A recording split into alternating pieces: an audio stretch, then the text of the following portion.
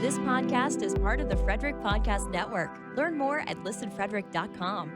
That's number one. You kind of reset your painful, tender to the touch. May also same shoulder length, and the other. Hello, welcome to another episode 90 Woo, that's fun. of the Real Health Podcast with Brandy and Amir. I am Dr. Amir Rashidian, a chiropractor, and Brandy Rashidian is my other half, business partner, and honorary chiropractor. The Real Health Podcast is brought to you by, here it starts. Real Health Podcast is brought to you by the Frederick Podcast Network and can be found on all the platforms, including listenfrederick.com. So if you go there, give some love to the other podcasters as well. And what we do here is we take the latest information in mainstream media regarding health and wellness, any information about new diseases, new drugs, new treatments, whatever it might be, whatever people are talking about. And we read it, we summarize it for you, and we discuss it. We talk about wellness perspective on that, how to approach life and health and fitness from a drugless, non-surgical perspective. And we go from there. So we have tons of articles today. Fitting for episode 90. Whew. And but before we start, how you feeling? Well, it's a really fun day. Do you want to know why? There's like three things I'm super excited about. Number one, it's sunny. Yeah. And not just sunny, it's actually nice out. It's like over 60 degrees. It is just beautiful. If you are having a bad day, you need to just walk outside. Like there's no reason on a day like this that any of us should not be smiling. Like get outside, get some of that vitamin D. Watch, it's probably raining on the day we actually post the video. Sorry. It's going to be nice all weekend long, all through. Well, I think next Sunday is supposed to take a little dip. We're recording on Wednesday, the 25th, 6th, 26th. Yep. So yeah, I would say get outside, get some sunshine, enjoy that warm weather. I'm also very excited because I love basketball. That's my favorite sport. I do watch football with you some, but that's not my sport. I love basketball though. And we're in our favorite season. So It actually starts in 2 days. yes, so it's the Frederick Flying Cows. So when you listen to this, we've already had 2 games. Yes. Because there's a game Three, Friday actually. Oh, yeah. and there's one on Sunday. And we had the exhibition game And last yeah, week. that was last week. So so this video will post on Monday, Mm-hmm. and go online and see goflyingcows.com. Yep. Yep. And you can get tickets there. You can Yep. come by and see us. We are at every single home game. We had a nice little photo shoot with the team yesterday. We did. I can't wait till this if you come didn't out. know, we're the team chiropractors, Yeah. and we take care of the guys and keep Yeah. the cows flying. Yeah, we do. So it's really fun. We have some great guys this year. We have some of our favorites back last year. Some of our good friends did not come back again this year, but we have a lot of new guys that are just, man, I feel like this is a championship year. I am like It's in the air, so that's for sure. excited. Yes. Yep. So I think we're going to do that.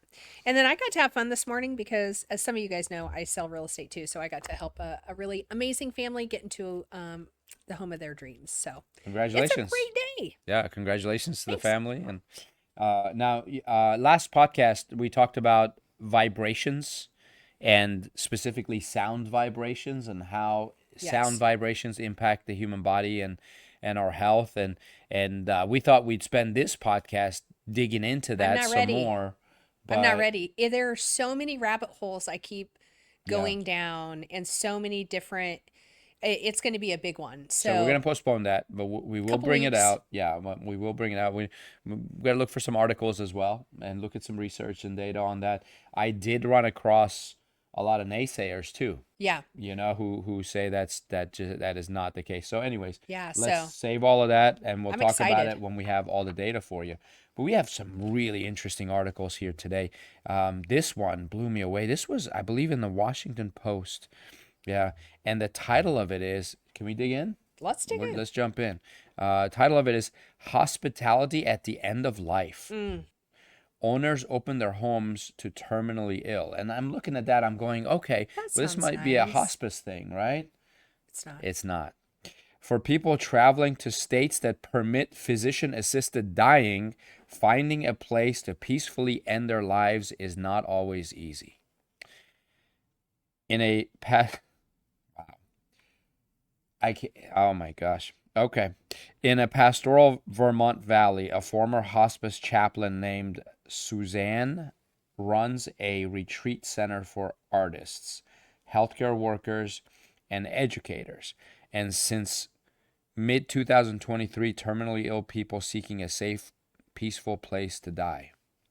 Suzanne is one of a small but growing number of property owners who have been providing space to people coming to Vermont for physician assisted dying since the state lifted the residency requirement for a 2013 law allowing terminally ill patients to end their lives on their schedule. So, what they're saying is Vermont has been allowing people to, can we just say it, commit. Yeah, he might have to beep us out, but yes. Okay. Or commit the word. They unalive themselves. I That's think right. that's what we're supposed to say. Yeah, but then last year, year and a half ago, they removed the residency restriction. So residents of other states can go to Vermont and end their life. And people will say, why is this such a problem? If somebody wants to, if they're hurting or they're in pain and they want to do that, it's their own body, it's their own right. I mean, I don't think we should be taking a life ever, right? Like whether it's your own or whether it's someone else's. But that's my own faith. So this is what Suzanne says. She said, the thought of someone traveling to Vermont simply because it's a legal state and not having a home and dying in a hotel, it made me cry. Are you telling me hotels allow this? Like someone can... Well, I'm assuming they don't say. They just go and do it. Right? Unbelievable. Well, my challenge with what she's saying is she doesn't have an issue with them dying. She has an issue with where they die. And that's mind-boggling to me. A similar housing infrastructure for those wanting to die on their schedule is developing in Oregon, which lifted its assist dying law's residency requirement in July of 2023, 2 months after Vermont. Of the 10 states and the District of Columbia that allow medically assisted dying, they are the only jurisdictions to have done so. And there's someone mowing the lawn outside of our window. So if you hear rambling or rattling or whatever, he's not mowing the lawn, he's doing landscaping. Yay. Anyways, getting back to the article, what the properties have in common is that their owners support the Death with Dignity movement, which in 1997 led Oregon to become the first state to legalize medically assisted dying. I just Go feel, Oregon. well, this is just another sign or signal that how we view human life is just, it's going down and down. We don't value the human life like we used to. Terminally ill patients ending their lives prefer the comfort and privacy of a home over a hotel. I can't imagine it being legal for someone to go to a hotel and help another person die. Is that legal? Bleep that word out too. Gosh. You want someone that no one is going to... Okay, sorry. You want somewhere that no one is going to knock on your door and ask what's going on and make you feel uncomfortable in some way, shape, or form, Suzanne said. That's weird. Sorry. Price, availability, and location vary. I like knock on the door, housekeeping. I just go, it just, like, they talk all this stuff and then, but at the end, it's really just transactional. Do you know what I mean? It's just so sad to me. According to the Vermont Department of Health, as of June, at least 26 people had traveled to the state to die, accounting for nearly 25% of the reported assisted deaths there since May 2023. Eligibility criteria including having less than 6 months to live. Only a doctor in Vermont can make the determination, and a second consulting doctor has to confirm it. So Like, I just don't know. I go, if I were given 6 months to live, I would want every moment of that with my family, first off, who has the right to tell you when you're gonna die? right? I mean, so many of people, and I think we talked about this We last time have. about the mindset. They say you'll die on this day, and they actually die right there on that Yeah. day. Don't tell me that was because the doctor was some kind of a prophet and was Yeah. able to predict this It's accurately. It's they it's the put it in their mind. mind, and that's what happens. Well, remember the story about the guy who got locked in a refrigerated truck, refrigeration, like, Yeah, I don't know if it was on a train or something like hmm that, or a truck itself. it was a train. It was a refrigeration car on a train. And he ended up dying, right? Yeah, it was a he Or was he went a into he hypothermia. was a mechanic or an engineer that was working on this. He got locked into a refrigerated Mhm. car and he froze to death. But then the next day when they found his body, they looked at the car and the thing wasn't working. It was off. Right, The temperature never got below apparently 50 degrees, right. which no one should die, freeze to death. But when they did an autopsy, his body had all the Signs of signs of, hypothermia. yeah. It's crazy So he froze to death in 50-degree temperature. because he believed He thought, he was yeah, locked because in, and it and was a apparently he had death like a sentence. cardboard and he wrote notes on it. Yeah. Last words like, "Hey, this will probably be the last time. It's getting too cold. My hands are shivering. I can't. I don't know.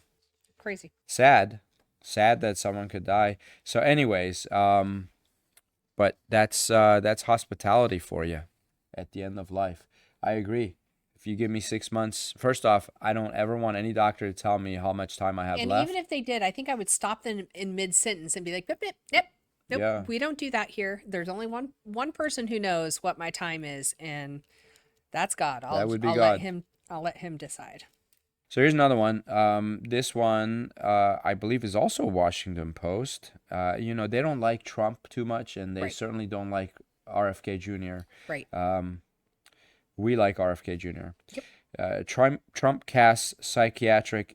Do we have to bleep that out too? That we like him. We're gonna have to bleep out so much on this podcast. Do we have to bleep out that we like Jesus too? There's so much. You can't Trump- get Jesus' name on a Coke can. Trump casts psychiatric and weight loss drugs as threats to. I mean, that sounds good. I don't see an issue with that. Trump directed a panel headed by HHS Secretary Robert F. Kennedy Jr. to assess the prevalence of and threat posed by SSRIs, which is antidepressants, mood stabilizers, stimulants, and weight loss drugs. Why shouldn't we be looking at that? We absolutely should. What's wrong with having a panel review whether we're overprescribing dangerous drugs? Well, because it puts someone's pocketbook at risk, and There that you is go. the bottom line. It is always the bottom line. There you go. President Donald Trump has instructed his administration to scrutinize the threat posed by antidepressant stimulants and other common psychiatric drugs, targeting medication taken by millions in his latest challenge to long-standing medical practices. The directive came in an executive order Thursday. The order said the commission should prepare a Make Our Children Healthy Again assessment within 100 days that examines the prevalence of and threat posed by the prescription of selective serotonin reuptake inhibitors, antipsychotics, mood stabilizers, stimulants, and weight loss drugs. The directive comes as children and teens endure a mental health crisis exacerbated by the coronavirus pandemic. Kennedy also has made childhood nutrition and healthful food a signature issue. Nothing wrong with that either. There's so many moms and parents that are so excited about this. Yeah. He has been critical of the boom in weight loss drugs such as Ozempic, Wegovy, Zepbound, and Mounjaro. I'm going to skip the next few paragraphs because they're just bashing RFK Jr. for everything he says. That's easy to find. You can find that yourself. Then here it says, as with nearly every medication, medical professionals have debated the protocols for providing children psychiatric and weight loss drugs, as well as ways to balance the risks and benefits. In 2021, here's the numbers. In 2021, 8% of children between the ages of 5 and 17 received medication for their mental health, according to the CDC. An analysis by MedPage Today found that in September of 24, so we're talking 3 years later, there were more than 125,000 prescriptions written for GLP-1 weight loss drugs by pediatric and adolescent medicine specialists, up from nearly 60,000 2 years prior. So more than doubled. Yeah. Jonathan Zhang, an assistant professor at Duke University's Sanford School of Public Policy, said many drugs used to treat mental health conditions in the United States are being used off-label, and additional research would be beneficial, he said, but medication usage should be considered in the context of the limited availability of therapists and alternative treatments. So he's like, just because there's not enough therapists to treat them, let's go ahead and throw them on drugs that haven't been tested on them. We don't know what the result is. They're still in developmental phases of their growth, and we want to throw them I'm going to say this is an absolute fact. No develops the same as another. 100%. And if you have multiple kids in your family, you'll testify to that. It's a fact. And for someone to say this 6-year-old or this 8-year-old isn't as far along as they should be, and so let's give them some, right? Or that they're overweight and let's give them some drugs. I mean, can we just all admit that our educational system is not set up for our children to be active and to be able to let off this excess energy? And we don't teach them about stuff either. No, we're not teaching them about health and wellness and healthy habits and lifestyles. And then what we're providing them is the foods that actually do to their body, do the damage that we're trying to help them fix. We're creating it. And by we, I mean you all. It's so frustrating. I am so tired of these big foods and big pharma and all of these people thinking that they know what our children need, and they're killing them. Right. But yet I'm the bad guy because I want my child to go out in the sun and not wear a lot of sunscreen. Do you know what I mean? But I'm the one that they call, because I don't want my kid to be eating food dye and high fructose corn syrup all the time. I don't want my kids on medication. I don't want them on an antibiotic every week for a cold or a flu, or just in case there's a bacterial secondary infection that'll come. We don't function like that. Mm-mm. That's all fear factor stuff. That's the stuff that pushes you into an area where you may not need to be. Like, okay, I'm not supposed to spend so long. Go ahead. It's so frustrating. Some mainstream public health experts have doubted that Kennedy, a lawyer who founded an anti-vaccine organization, is qualified to craft sound policy, given his lack of medical training and long history of promoting conspiracy theories and sloppy research. Now listen to this. As far as I know, and don't quote me on this because I may be wrong, but as far as I know, this lawyer that they're saying is not qualified has never lost a case in the court of law. And for the record, they only use that word conspiracy. They throw it on the forefront of any theory anyone has that does not promote big pharma, big food business, anything that's going to be big farming. Like they are all in bed together. And what are they calling conspiracy? Safety for kids is a conspiracy. Trying to help lose weight if they need to without chemicals that mess up their system is a conspiracy. It doesn't sound like a conspiracy to me. It does and this not. guy, and he goes, it's based on, I'll read this. Hang on, let me read this too. In interviews and public statements over the years, Kennedy has compared antidepressants and weight loss drugs to controlled substances. Okay. That doesn't mean he's saying they are controlled. So he's saying it's like taking a controlled substance.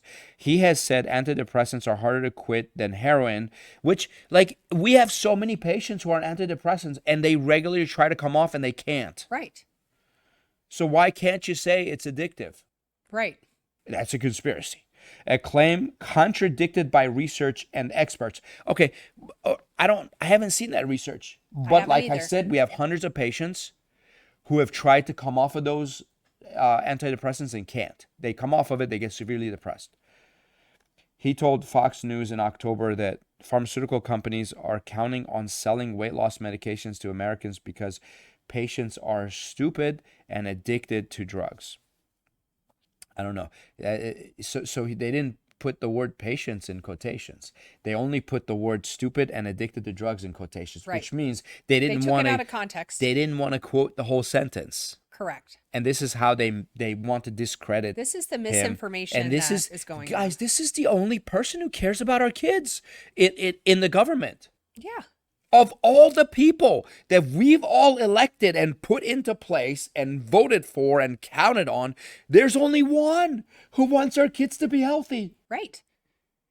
He's the only one, and we're supposed to make life harder for him and make it more difficult. Right. He literally just wants to test. He wants to ensure that what we're doing is actually the thing that we should be doing for and to our children. And trust me, because he's a lawyer, he will never speak unless he has facts backing it, because he's a He lawyer. knows the law. I think being an attorney qualifies him, doesn't discredit him. Correct. Kennedy has speculated that psychiatric drugs lead to mass shootings at schools, claims that are not grounded in credible research. Now, they also talked about how they wouldn't, because he said, release their health records so we can see if they're on antidepressants, and he got refused.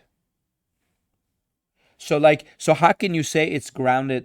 It's not grounded in credible research, Right. when you won't release the shooter's medical records. This guy, the shooters are they're mass, and why shouldn't their medical records be public knowledge? Right.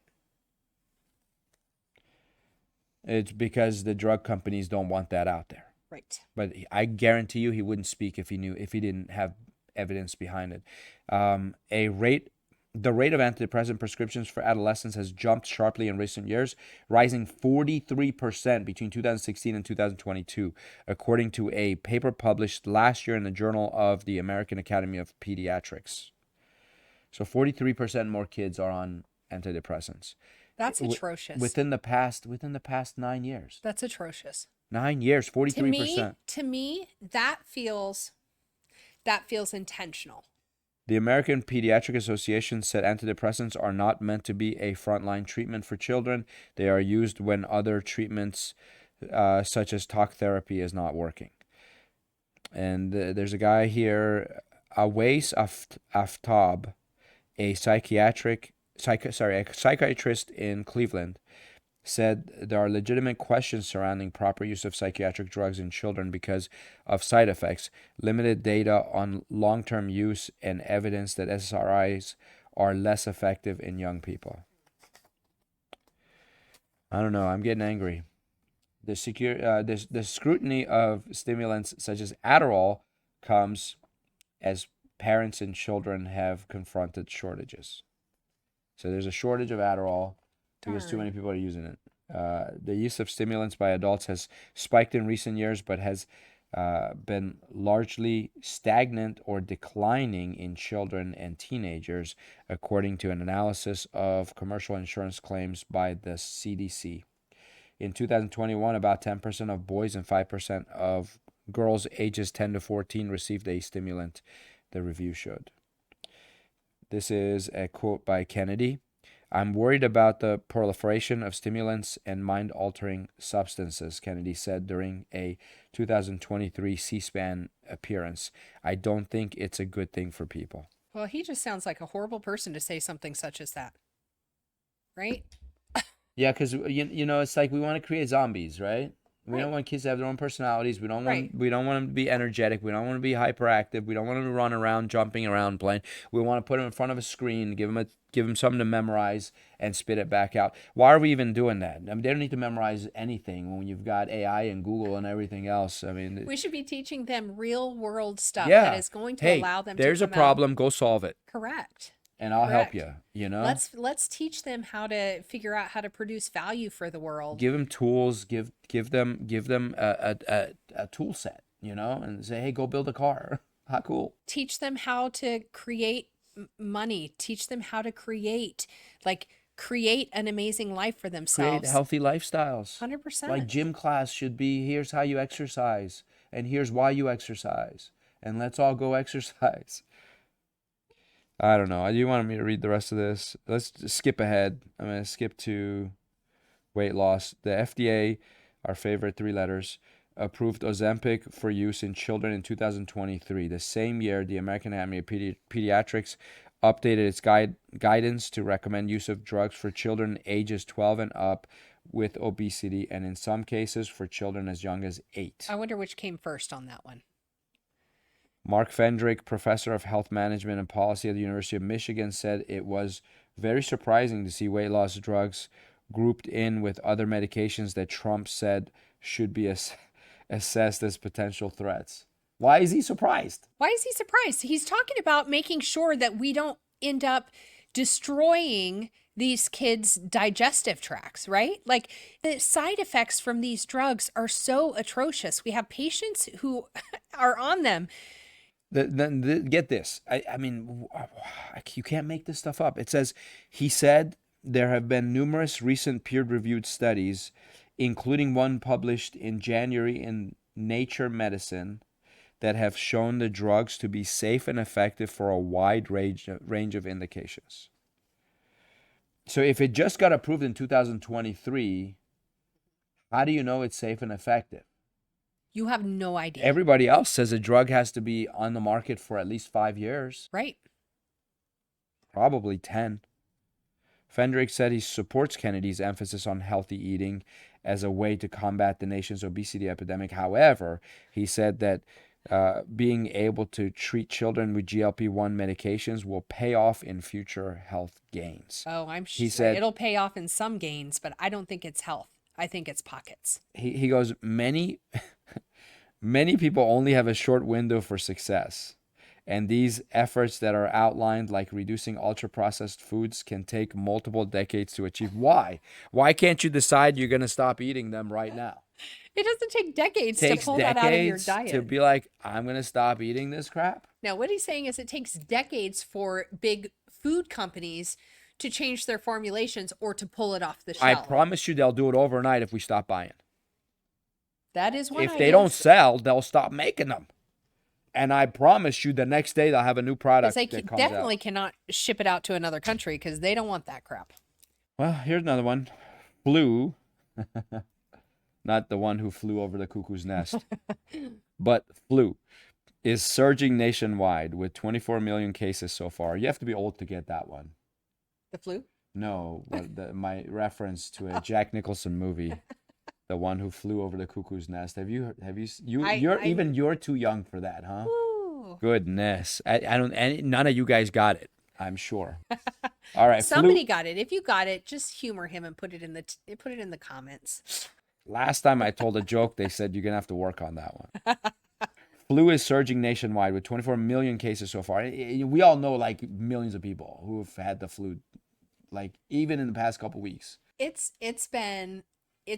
I don't want to say funny because it's never funny when somebody is sick or under the weather, but I mean, it's just unbelievable how many cases. I mean, how many of you guys actually remember a time in our lives where you did not go to the doctor for the cold or the flu? You didn't go. You were sick and you stayed home until you got better. And you did the home remedies, you had your chicken soup, you made sure you drank lots of water, you took your vitamin C, do you know what I'm saying? Like you didn't go to the doctor. Yeah. You had the flu. You stayed home. I know it sucks. I've had the flu. It doesn't feel good. When did you have the flu? I mean, I've had it in my life. Okay. All right, let didn't me have give it you this some season. numbers. It's at least 24 million cases, 310,000 hospitalizations. That's crazy. 310,000 people went to the hospital and were admitted Right. because of the flu. And again, this means that we are sicker now than we were 20 years ago. Yeah, for sure. 13,000 deaths.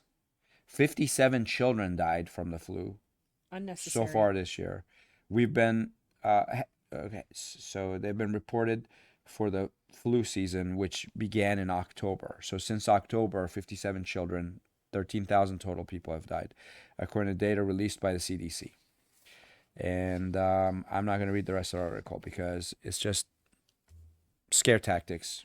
Right. But what we are going to talk about is this article, which is from the Mayo Clinic. Mm-hmm. Talks about fight off the flu with immune boosting nutrients. Mm-hmm. And I was excited for this one because I really believe most of the time you can, I'm not saying there can't be a breakdown where your body can't handle whatever health situation that it's in. Sometimes that's what we refer to as GAP, right? Your general adaptation potential.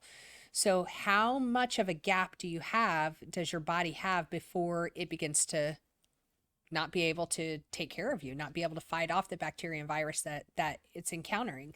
And so there are ways that you can increase your adaptability. You can increase that, your body's ability to be able to handle that, but you can't start the minute you get sick or the minute you get the flu or the minute you know what I mean? Like you have to start now. it's like putting on your seatbelt after you crash your car. Right. But there are tons of things. I always encourage you guys to go and look at historically what are the old time things that our great grandmas used to talk about doing and did for their families. Those are the things we need to get back to because there's efficacy in that. Now, Big Pharma doesn't want you to know there's efficacy in that, but just to let you know, majority of what they have created in the lab, those ideas came from those home remedies, those natural remedies, the food and the herbs. Your body is actually created to process herbs. It's how we were created. Your body's not created to process chemicals. And so there are things that you can be doing, and we talk to our patients about this all the time. When somebody's under the weather, usually I get texts from my team going, all right, somebody's got blah, blah, blah. You know, what do you recommend? It's respiratory or it's this. And then we go through these things and we can do the acute care. But I want you guys to have the opportunity to build your immune system now. No, a lot of that starts in the gut. Without a healthy gut, you're kind of fighting an uphill battle. So that's super, super important, and it impacts so many things. Okay. And minerals. Minerals. You got to have minerals are something that should be taken every day. I don't think until recently even we really understood the importance of having that as your baseline nutrition. What was the lady doctor we reported on? It's Dr. Barbara O'Neill. Barbara O'Neill, yeah. Yeah. She said 90%, over 90% of diseases are because of mineral deficiencies. Yeah. And I think she's right on. I think minerals so too. are like coenzymes. They make all other chemical actions and formulas and interactions in your body work better. Mm-hmm. So we need them. Things like zinc and copper and iron and calcium and Yep. selenium, iodine. These are all minerals. And you guess where you get them? Green stuff. Seaweed, sea kelp. Mm-hmm. But you can supplement with sea kelp. Literally, there's supplements that have sea kelp put into a pill, all natural. Nothing chemicals added. So anyways, the article says, fight it off. Aim for 5 to 9 servings of vegetables and fruits daily to provide those immune boosting vitamins, minerals, antioxidants. A serving of fruit is 1 medium piece of fresh fruit, 1 cup of berries or melon, or half cup of canned fruit packed in its own juice. But it's better not to eat. Don't do the can. A serving of vegetables is half cup cooked or 1 cup raw. Getting these nutrients from foods versus vitamin or mineral supplements is always best. Only if those vitamins and minerals are synthetic. If they are whole food minerals and vitamins, it's equivalent. Yes. So you're fine. So this lady, we won't say her last name, Christy, I think she's wrong. You should be taking supplements, minerals, vitamins, but just make sure they are whole food. Yeah. And they've been tested by a third party. Don't forget fluids, she says. Plain water is best. Good hygiene, wash your hands, wash your food. And research demonstrates that lack of sleep and increased stress contribute to illness and overall poor health. Now, yes, lack of sleep, because your adrenal glands will get tired, and your adrenal glands are required for your immune system to work well. And then Brandy talked about the potential for you to tolerate stress. So she called it GAP, general adaptation potential. Basically, imagine if this is the gap. If your stress level goes above that, so it goes above this limit, you are now susceptible to illness and injury. Everybody's gap is different. We measure that in our office using heart rate variability and various tests, but our goal is always to increase that gap. When your stress level goes above the gap, you're also susceptible to injury, which means that's the person who like bends down to pick up something off the ground. It's not even heavy, but they throw out their back, or they turn their head and a nerve gets pinched. But they turn their head a million times and it doesn't, but that time it does. It's because their stress level was above the gap, and that stress comes in three forms. It's not always psychological. It can be physical stress, and it can be chemical stress. Chemical stress being hormonal. It could be something you ate, inflammatory foods, whatever And else. remember also, we've talked about before, we are not saying change everything about your diet and do just that and you've increased your gap.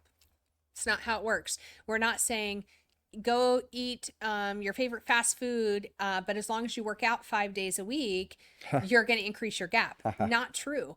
We're not saying if you eat right and work out regularly, but your mental and emotional load is at a place where you're not finding joy, you're stressed, you're anxious, not increasing your gap. So you have to work on all of those things simultaneously, but it doesn't have to be massive changes. If you do small changes in all of those areas, that's where the sweet spot is. Yeah. Play some classical music when you're eating your lunch. Yeah. Dance throughout the day. Yeah. It's good. Ask people to tell you jokes. Oh, There it goes. They're laughing right now. so sad. At least it landed just on my It jacket. matched the one on the other side. What? That was from earlier. Had quite a coffee day. Now it matches. Maybe you're just not supposed to be drinking that.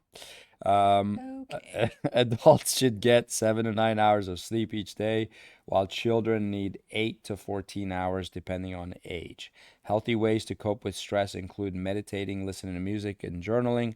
Physical activity is another strategy to manage stress and may reduce the risk of some chronic diseases that can weaken your immune system. Mainly, it's how you process sugar. Gosh, if people would just discuss the importance of insulin fluctuations in the body, that will take care of so many diseases too. And how when you try to trick your body and you try to do something that is a sugar substitute, you're not actually doing yourself any service. You're not. You're right.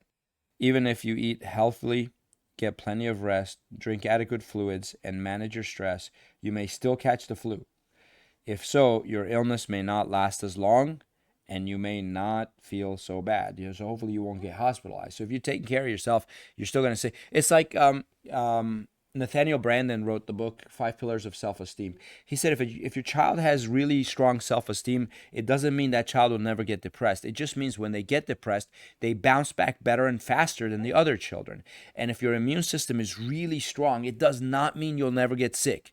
You are still going to get sick, but you're going to bounce back better and faster than everybody else. That's why you protect your immune system. And there's developmental, especially as kids, they have to get sick. A child who is never ill is actually a very sick adult. So we need to, in our childhood, we're building our immune system. So don't shy away from that. Don't let childhood illness make you nervous. If you are giving your kids great clean water and they're getting great food and you're helping them exercise and they're not spending all day, every day on electronics, and they are having good social interactions, and all of that plays a part, right? It's okay. They're going to get sick. And like you said, they're going to bounce back and they're going to be healthier down the road for it. So that's what we want. So this Christy lady made me laugh with a few things. She said, these are some myths and facts about immune boosting nutrients. Oh, here we go. Here we go. She says, this is a fact. Chicken soup can help you feel better. According to the National Institutes of Health, there are many healing benefits of chicken soup. Your favorite recipe likely has properties that fight inflammation, promote hydration, and get mucus flowing. Drink plenty of liquids such as water, broth, or sports drinks with electrolytes. She doesn't mention there's sugar in those drinks. Well, not to mention a lot of other crappy stuff. There are sports drinks that have high fructose corn syrup, that have food dyes, that have all sorts of stuff that is not healthy. Now, there are some that are more of like a coconut water based. Those are a little bit safer, but you have to be so cautious with that stuff. Water is always best. And chicken soup, come on. Okay, I mean, If you're using true like bone and creating your bone broth or using bone broth, yes, there are some. I always thought you have chicken soup when you have the flu because it's easier to digest. That's possible. It's increasing your fluid, right? Yeah. Because it's broth. There's you're getting the protein, you're getting So then she says this one's a myth. It's oh, not a here we fact, go. it's a myth. This is probably gonna be Vitamin at the C table. can prevent illness. She says that's a myth. It cannot. When taken before cold symptoms start, vitamin C may shorten the duration, but it doesn't keep you from getting sick. You want to slap her or should I? I mean, Both slap her. verbally. I don't know her, but Well, why don't you explain about vitamin C? Because what she's probably referring to is a lab created vitamin C, which ascorbic does acid. not have what you Now, need. here's what happens. Ascorbic acid acidifies your body. When you acidify the body, you will reduce mucus production, which means the sinus congestion and then the runny nose and stuff will decrease. And when it does, you feel better and you feel like you're getting over your cold faster. So everyone thinks, oh, high dose of vitamin C when you're sick is good, but it's really ascorbic acid you're taking. And ascorbic acid, actually, high dose of ascorbic acid long term has been proven to harden your arteries, which leads to heart disease. Now, true vitamin C, listen, they can put 1,000 milligrams of ascorbic acid in a pill that size. But God could only fit 20 milligrams of true vitamin C in an apple, a large apple. Mhm. So what's the difference? Because vitamin C is not ascorbic acid. It's like eating the shell of an egg and saying, I ate an egg. Right. It's just the shell. There's so many other nutrients in there that are considered ascorbic. That's why even Christy, the authors here, said it's better to get your vitamins from food. Of course, because it's not fractionated and it's not synthetic. Right. But we also have to consider that the vast majority of food on the, like in the produce section, it's sprayed, it's full of pesticides, it's actually harmful. So, Right. So I would ask her, I would say, are you telling me if I eat foods, organically grown foods that are high in vitamin C, it's not going to boost my immune system? Because she said it does. right. So now it says it's a fact that it can prevent illness. Or sorry, she says it's a myth, and I'm saying it's a fact. Yes. She's wrong. Here's another one. She calls this a myth. This is a fact. This might be the highest eye roll count yet. I think I've eye rolled You're her at training least your 8 eye times. muscles. Dairy increases mucus production. She says that's a myth. You may have heard that milk and other dairy products worsen congestion during an illness. Research has not proven this to be true. Okay, so you remember how I just said acidifying the body reduces mucus production? Milk is the opposite of an acid. Mm-hmm. It's alkaline, Mm-hmm. which turns your body more basic or more alkaline, which does increase mucus production. That's a fact. It is a fact. So, anyways, so her two myths are actually facts, and her fact is chicken soup. I wouldn't call that a fact because I think it's actually not like more. chicken soup is an apple. I mean, everybody makes chicken soup different. I think it's more mental and emotional than anything else because there's a feel good thought for most people when it comes to being under the weather, right? Yeah. Everybody goes to chicken What if soup. someone puts like sugar in their chicken soup? Right. Then not so great. Chicken soup. Come on. They publish this stuff? I mean, oh my goodness. And people take it as like fact. So then she goes, these nutrients may play a role in immune health, beta carotene, vitamin C, vitamin D, zinc, probiotics, protein. Anyways, whatever. I don't think she knows what she's talking about. I got a fun article. Yeah. We actually have two kind of fun ones that we'll try to wrap up with really quick. Oh yeah, we're not going to get through all of this today. No. But let's do this one real quick at least, and then you have another fun one Yeah. there. We're getting biblical on you guys. Ooh. You ready? You Don't did, run away. You did mention our Savior I did. earlier today, so here we go.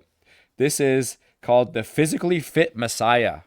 And this article is in a publication called Joyful Noise Letter. Yeah, Joyful Noise Letter.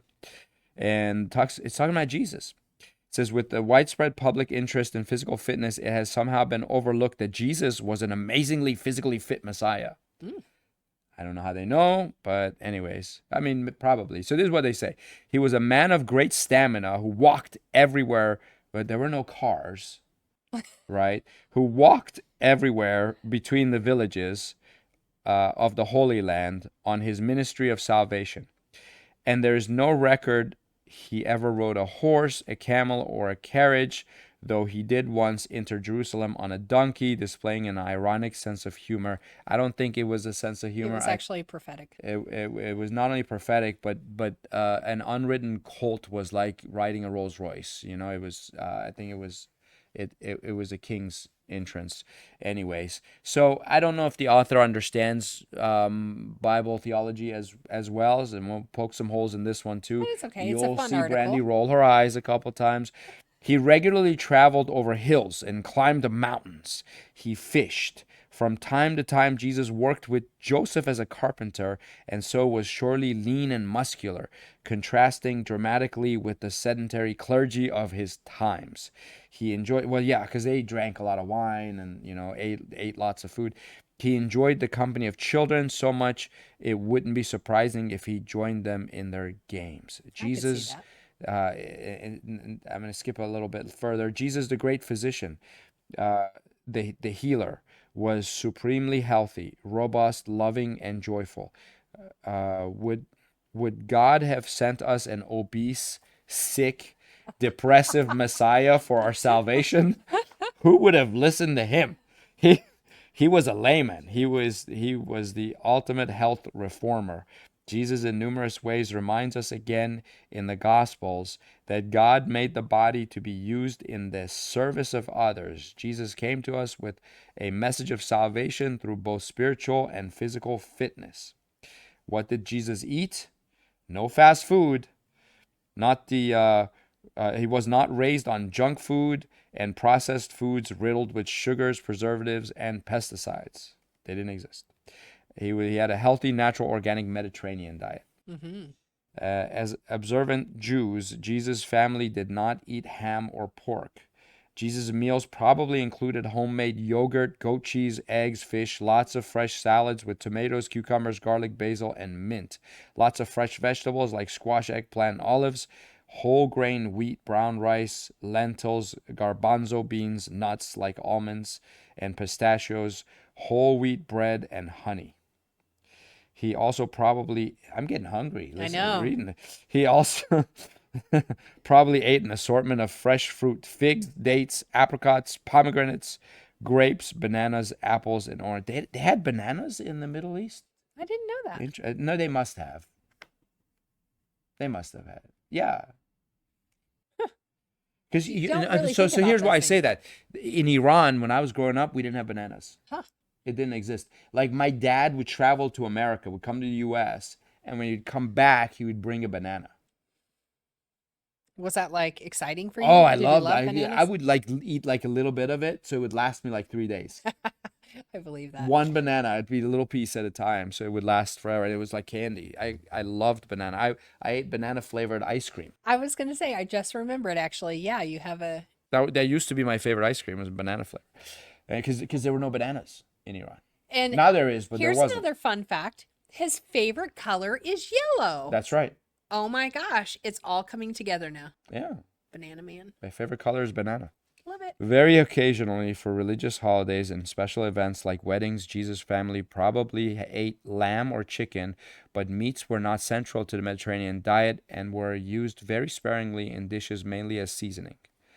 Jesus also fasted occasionally, a practice which has proved to be healing through the centuries by ridding the body of accumulated poisons, but which is not popular in our consumptive society. In fact, what's funny is Christy, who wrote that other article about immune system, said don't skip meals. So I believe Jesus more than Christy. 100%. Short fasts were healing, cleansing the body and the mind. Some modern medical researchers have discovered that occasional fasting cleanses the body of harmful chemicals like pesticides and preservatives. This medical research has largely been ignored by the national media. Jesus was renowned for his healing ministry. He must have enraged the secular pill pushers and peddlers of potions who didn't appreciate the competition, especially because Jesus and his disciples were healing people without charging a fee. Right. The other was magic. There was a big pharma back then too. Yeah, it was And considered it was witchcraft. hocus pocus, just Yes. like it is now. Yes. Jesus' healing ministry sought to cleanse both the soul and the body through prayer and fasting. The Apostle Paul sometimes referred to the Olympics and sports, clearly admiring the self-discipline of athletes, the care and exercising of their bodies. Yeah, this is in quotations from the Bible. It says, "Do you not know that in a race all the runners compete, but only one receives a prize? So run that you may obtain it. Every athlete exercises self-control in all things." That's in 1 Corinthians chapter 9. He is recommending, this is the opinion of the author, not mine. He is recommending to the early Christians that they not only follow spiritual exercises, but also bodily exercises, and to take care not only of their souls, but also of their bodies, how they treat their bodies, what they eat and drink, and what they put into their bodies. And that's very partially true. What Paul was talking about is overcoming temptation by having mental discipline. And he said, when you deny yourself of certain things, you build mental discipline, you become stronger, and you can resist sinful temptations. And that's what he was talking about. So I think she's twisting it a little bit to make it fit into the theme of the article, but that's okay. And it says, Paul was clearly interested in the health of the body as well as the soul. And I don't remember seeing that when I'm reading the Bible, but anyways, But, this is... but there is in Daniel, you know. but not you Paul. Do see He's that, talking about correct. Paul. She's not... He... What? Oh, this is a he, I think. I'm going to tell you about the author at the end. So there's a quote here. Do you not know that your body is the temple of the Holy Spirit within you, which you have from God? So glorify God in your body. And I know this passage. He's talking about sexual immorality. Has nothing to do with nutrition and exercise. Centuries later, Benjamin Franklin, a Quaker, echoed Paul. Franklin, a vegetarian, advised, eat to live, not live to eat. To lengthen thy life, lessen thy meals. That's pretty cool. That is cool. Many dishes, many diseases. Ooh. Eat few suppers, and you will need few medicines.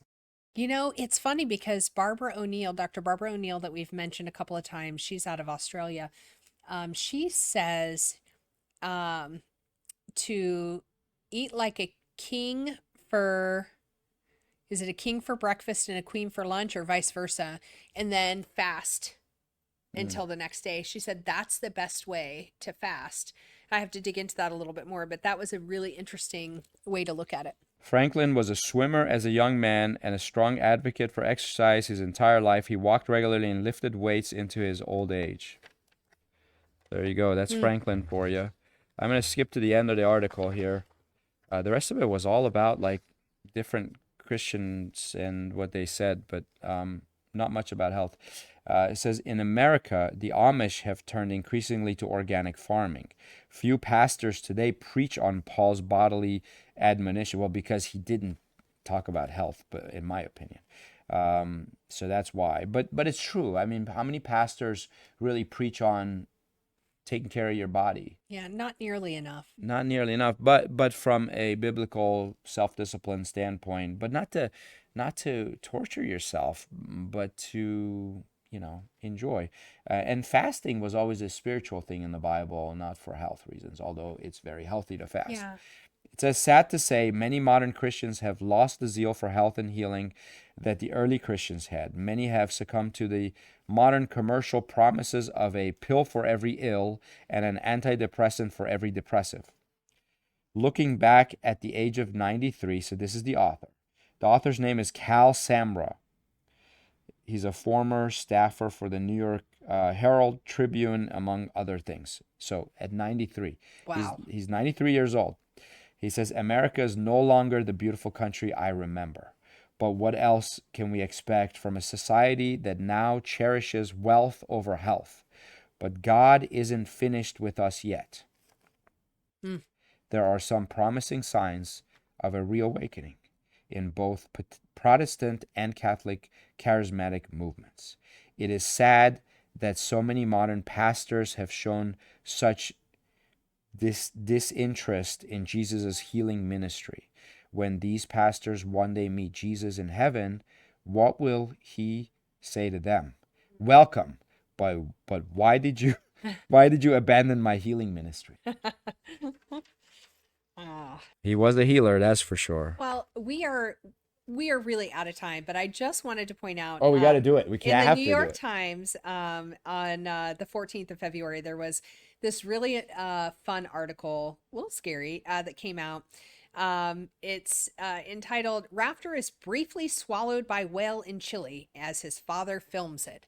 So, just a synopsis: this man and his son were out kayaking, and they were using like these inflatable rafts. And so they're out. I think this was like a 4-day like rafting trip. His they were dad supposed to was take. actually filming him. They were just filming the waves, just happenstance. Yeah. And then all of a sudden, a humpback whale. a humpback whale was like surface grazing and came, and it just so happens that his son was in the way and he got eaten by the whale for a second. Now, good thing this kind of whale. I saw the video. It's hilarious. It is. Matter of fact, I sent it to Sean, and Sean's going to include it for you guys to all either link or you can click and see it. I don't know. And but this was so funny. And then we had one of our patients asked us to do the article about Jesus, and I was like, well, perfect, because Jonah is like one of my favorite stories, Jonah and the whale. So I always imagined It myself. must have been a humpback whale. It was not, matter of fact, really? because It was a megalodon. that particular whale, the esophagus isn't large enough for a human to go down. Oh. So like this particular whale, its mouth is 4 feet wide, so you can easily get in the mouth, but you couldn't get into the esophagus and then into the belly. So they think probably the sperm whale is the best bet. Because, and I also sent Sean, I'm not promising he'll include this, but there was another video of somebody actually opening up a sperm whale's belly and it exploding out. So you can just imagine, you can see how much came from it. It was pretty disgusting, but kind of but cool too, right? Like you don't expect the stomach to explode onto you with all this stuff, but I guess sperm whales have actually washed up on the beach, and they've opened and they've had full sharks intact inside their. I read one article a while back that a whaler fell overboard, and they thought he had been swallowed by a whale. Literally 3 days later, they caught the whale. Right. When they opened the stomach, the guy came out and he was alive. Yeah. And that's when they were like, oh, well, maybe Jonah actually could have happened. Right. Like it was hard to And fathom Pinocchio before too. that. I think Pinocchio spent some time in the whale too. With That's in Geppetto. Moby Dick, didn't he? What? It wasn't that story in Moby Dick too? No, I don't think so. There's something. That There's thing something was, a whale. was lethal. You don't want to mess with Moby Dick. Okay. Anyways, so enjoy. Don't get Have fun eaten with by that. whales, even if it's safe and you get spit out. He probably tasted bad. Well, they said they probably thought the whale was as shocked as the. Yeah. I don't know if he was as shocked as Well, the it's human. funny because he spits out the guy and the raft, but kept the kept oar. an oar. He's going to be Probably- kicking himself for that later. Probably got stuck in his teeth or something. Oh my Awesome. goodness. Well, thank you for joining us. That was fun, And sticking with us. enjoyable. We certainly didn't get through all the articles, but we got through quite a bit today. The good news More than is usual. we'll be back Yeah. for What? 91. Episode 91. Join us. Thank you so much. Take care. Bless See you you. next We time. love you. This podcast is part of the Frederick Podcast Network. Learn more at listenfrederick.com.